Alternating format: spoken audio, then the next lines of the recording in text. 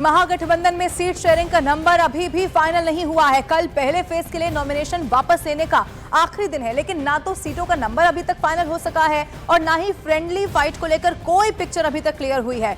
कांग्रेस और आरजेडी से ही कई सीटों पर पहले ही वो आमने सामने थे और अब इस पूरी फाइट में जेएमएम भी उतर गई है। जेएमएम ने बिहार में 6 सीटों पर लड़ने का ऐलान कर दिया है। इसका मतलब ये हुआ कि महागठबंधन के घटक दल फिलहाल सीटों को लेकर एक दूसरे के साथ तो खड़े हुए बिल्कुल नहीं नजर आ रहे हैं। अब आने वाले समय में ये महागठबंधन किस ओर करवट लेता हुआ नजर आएगा, ये जरूर देखना होगा। अलग अलग 3 तस्वीरें इस वक्त आपके सामने हैं। कांग्रेस के अब तक देखिए 54 उम्मीदवार सामने आ चुके हैं, लेकिन फ्रेंडली फाइट की जो बात है उसको लेकर अभी भी पिक्चर क्लियर नहीं हो पाई और ऐसा कुछ होता हुआ भी नजर आएगा या विरोध और बढ़ जाएगा, ये भी सवाल है।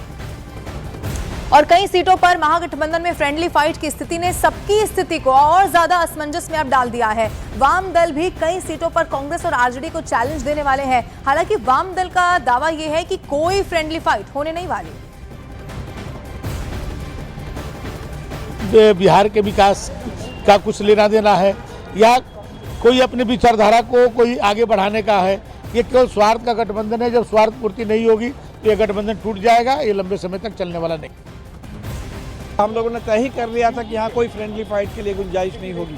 फ्रेंडली फाइट नहीं है और जहाँ जहाँ भी आपको दिख रहा है, मुझे पूरा भरोसा है कि नॉमिनेशन विड्रॉल के समय तक वो ठीक हो जाएगा। कांग्रेस के नेता जो है पार्टी भी छोड़ रहे हैं, क्या कहिएगा? ये ऐसे हो सकता है, वो भाजपा में भी है, वो जदयू में भी है। टिकट नहीं मिलने पर कुछ लोग पार्टी छोड़ देते हैं।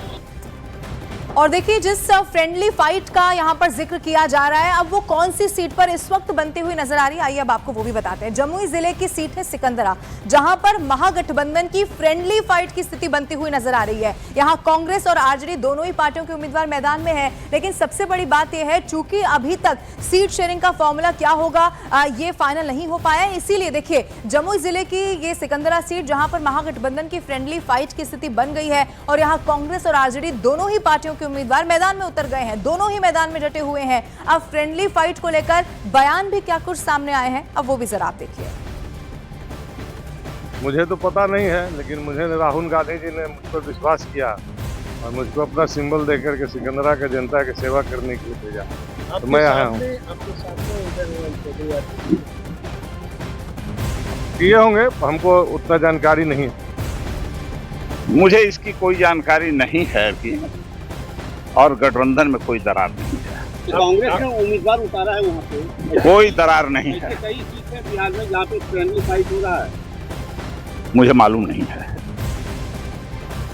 और अभी तक की अगर बात की जाए तो 10 ऐसी सीटें नजर आ रही हैं जहां महागठबंधन के उम्मीदवार एक दूसरे के आमने सामने हैं। चुनाव में गठबंधन के घटक दलों के आमने सामने खड़े उम्मीदवारों ने फ्रेंडली फाइट को लेकर क्या कहा है, अब वो भी आप जरा देखिए। देखिए, ये तो ऊपर के नेतृत्व का जो फैसला होगा। हम तो छोटा कार्यकर्ता हैं और छोटा कार्यकर्ता को जो आदेश मिलता है, मैं शुक्रगुजार हूं कांग्रेस पार्टी का, डॉक्टर अखिलेश सिंह का, कि जो मुझे इस लायक समझे और एक छोटा कार्यकर्ता को यहाँ भेजे वारसिलीगंज विधानसभा में नॉमिनेशन कराने के लिए और वहाँ की महागठबंधन का कैंडिडेट रहने के बाद भी आपने यहाँ तो उम्मीदवारी दी, इसके पीछे क्या कारण है? ये तो मान लीजिए वो तो राज का काम है। हमारे जो पार्टी का जो सिंबल हमको मिला, प्राप्त हुआ, इसलिए हम यहाँ पर उम्मीदवारी अपना दिए। लगता है कि यह दोस्ताना लड़ाई होगी क्या? ये तो जिस अलग अलग है लोकल और बाहरी की यहाँ जो लड़ाई चल रही थी, उसी को ध्यान में रख के यहाँ उम्मीदवार बनाया गया। हमारी पार्टी ने निर्णय लिया।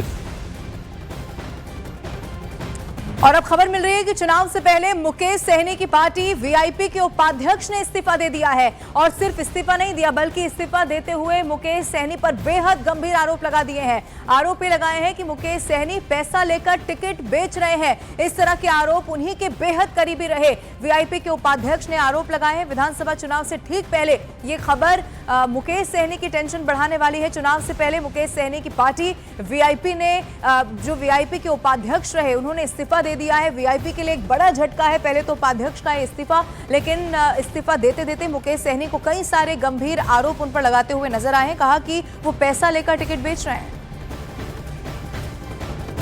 सहनी जी हमको आश्वासन देकर सारा पेपर तैयार करवा करके बोले रखिए दरभंगा शहर सीट से आपको चुनाव लड़ना है, लेकिन 17 की सुबह में उन्होंने हमें ठगने का काम किया, हमें बेइज्जत कराने का काम किया, जो उनका धर्म ईमान भी गवाह नहीं देता होगा। और आरजेडी पर धोखे का आरोप लग गया है, ये भी खबर मिल रही है। दिवंगत नेता शरद यादव के बेटे ने भी आरोप लगा दिया है। शरद यादव के बेटे शांतनु यादव ने कहा है कि उन्हें आखिरी वक्त पर पार्टी ने धोखा दे दिया है। उनके पिता शरद यादव और लालू यादव ने एक साथ सियासत की सीढ़ियां चढ़ी, लेकिन इसका सिला आरजेडी ने धोखे से दिया, ये उनकी तरफ से कहा गया। को लगता है कि धोखा दिया गया आपको? नहीं, धोखा नहीं दिया गया, जो बात हुई थी उस पर कायम नहीं किया।